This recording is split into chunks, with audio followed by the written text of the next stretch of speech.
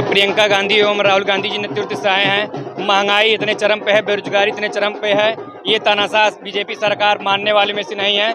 लेकिन हम लोग सड़क से लदा सदन तक, जब तक ये लोग मानेंगे नहीं तब तक हम लोग इसी तरीके से सड़क से लगाए सदन तक जाम करेंगे हम लोग। नहीं, ये सब केवल पेपरों में और मौखिक है, लिखित कहीं नहीं है। आइए गोरखपुर में देखिए, इस तरीके से रोड है, इस तरीके से प्रशासन है। केवल नहीं नेता, ये पता नहीं किस तरीके से ऐसा होता है। इनके विपक्ष में जाके देखिए कितना वोट पड़ा हुआ है। ये केवल धांधलीबाजी से चुनाव जीतती है ये सरकार। नहीं, कहीं न कुछ नहीं, आए दिन बराबर हत्या लूट बलात्कार आए दिन तो चला रहता है। उनके केवल कहने सुरक्षित है, तो अगर बराबर चलिए, हमारे वहाँ कोतवाली पुलिस चौकी में प्रतिदिन एक ऐसा एफआईआर दर्ज होता है। हम अपने माध्यम से राहुल जी के हाथों को मजबूत करने के लिए आए हैं और 2024 में हम लोग की सरकार सुनिश्चित बनेगी। अमन कुमार जी, सूरज यादव, खजनी ब्लॉक अध्यक्ष जी। जिस तरीके से लगातार बीजेपी सरकार ने भारी बहुमत से उत्तर प्रदेश में जीती और आप आए भी वहीं से उत्तर प्रदेश के गोरखपुर क्षेत्र से आए। जी, मैं उत्तर प्रदेश के गोरखपुर से आया हूं। मैं खजनी ब्लॉक अध्यक्ष हूं और माननीय राहुल गांधी जी के नेतृत्व में हल्ला बोल कार्यक्रम जो महंगाई बेरोजगारी के प्रति आज दिल्ली के रामलीला मैदान में आयोजित किया गया है, ये तानाशाह सरकार बिल्कुल जनता की आवाजों को दबाने चाहती है। लोकतंत्र का जो चौथा स्तंभ मीडिया है, जो टीवी पे बैठ के डिबेट करते हैं, उनको भी खरीदने का काम कर रही है। जो जनप्रतिनिधियों का काम रहा 5 वर्ष तक, जनप्रतिनिधि मौज करते हैं जनता के पैसे से, और ये सरकार उन्हीं जनता के पैसों से लूट के और उन बाबा जी ने इतनी ठगी कर रखी है, मैं उनकी अगर रिपोर्ट बताऊं तो शायद दिन और समय और अभी शायद आपको जानकारी नहीं होगा, अभी कुछ ही महीने पहले बाबा जी ने अपने घर उत्तराखंड गए थे अपनी माँ और पिता, अपनी माँ से मिलने। उनके पिताजी का निधन हो गया था, वहाँ पे जा नहीं पाए। वो एक ढोंग है वहाँ पे। अगर उन्हें सन्यास से मोह होता तो पर्वतों में जाके राम राम का नाम लेते। समाज का सेवा नहीं करना चाहते हैं, वो अपना सेवा करना चाहते हैं और अपना मेवा खाना चाहते हैं। बाबा जनसंघ के बहुत बड़े एजेंट हैं, समझ लीजिए। एक तरह के भाजपा जनसंघ के लिए एक एजेंट के रूप में काम करती है। हाँ, भारतीय जनता पार्टी को देश के युवाओं से कोई मतलब नहीं है। ऐसा कुछ नहीं है, कुछ नहीं बांटा है। देखिए, ये प्रियंका जी के वक्तव्य रहे, हम लोगों का वादा रहा। दुर्भाग्य से हम लोगों की सरकार उत्तर प्रदेश में नहीं बन पाई, और नहीं तो अगर सरकार बनी होती तो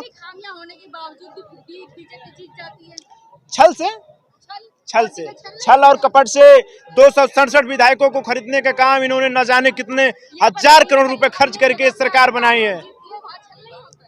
देखिए, जहाँ पे कांग्रेस की सरकारें हैं, वहाँ पे जनमत के आधार पे हमारी सरकारें हैं। हमने आज तक लोकतंत्र में 54 साल तक हमारी सरकारें रही हैं। हमने कभी छल और धन और बल के बाहुबल पे आधार पे कभी लोकतंत्र में इस तरह का सरकार नहीं बनाया है।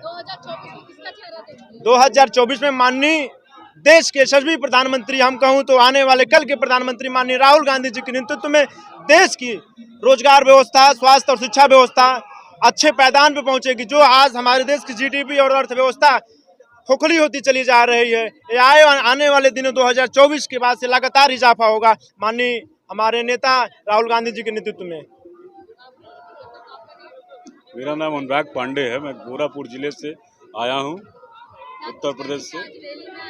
देखिए, हम लोगों का एक उद्देश्य है, इस कमर तोड़ महंगाई। इसे हमारी जब केंद्र में सरकार थी तो हमारे वहाँ गैस सिलेंडर का दाम 380 रुपया था।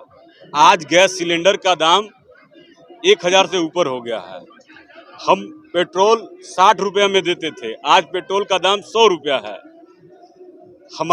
जब हमारी सरकार थी तो रोजगार निकलता था, बेरोजगारी कम थी। जो आज की डेट में युवा रोड पे दिख रहे हैं, बेरोजगारी चरम सीमा पे है। महिलाओं के साथ, बहनों के साथ अत्याचार हो रहा है।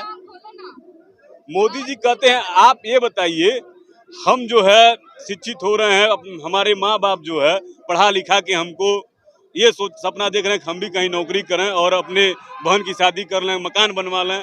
सबके माँ बाप की यही इच्छा रहती है। मोदी जी कहते हैं कि रोड पे जाके पकौड़ा तौलिए, तो शिक्षा का क्या मतलब रह जाएगा? उन माँ बाप के सपनों का क्या रह जाएगा जो अपनी पूरे जीवन की कमाई अपने बच्चे के ऊपर लगा दिए हैं? उन माँ बाप की इच्छाओं पे क्या रह जाएगा, क्या बीतेगा?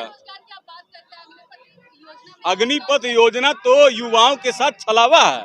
ये बताइए, जो युवा पूरे मतलब 5 साल 6 साल लगातार मेहनत करके अपने शरीर को फिट करता है, उसके बाद उसको 5 साल की नौकरी दी जाएगी, वो भी तब जब उसको कम से कम अपने बहन की शादी करना हो, उसकी शादी करनी हो, अपना घर बनवाना हो, उसके बाद तो अग्निपथ से उसको रिटायर कर दिया जाएगा। नहीं, उनके बीजेपी के केंद्रीय मंत्री ने कहा कि फौज से रिटायर्ड सेना, जिसको हम लोग सैनिक से जो रिटायर होके आता है उसको हम लोग आस्था के रूप में देखते हैं, ऐसे नौजवानों को वो सिक्योरिटी गार्ड बनाने की बात करते हैं। हमारे लिए तो ये बहुत बड़ा एक अभिशाप जैसा है।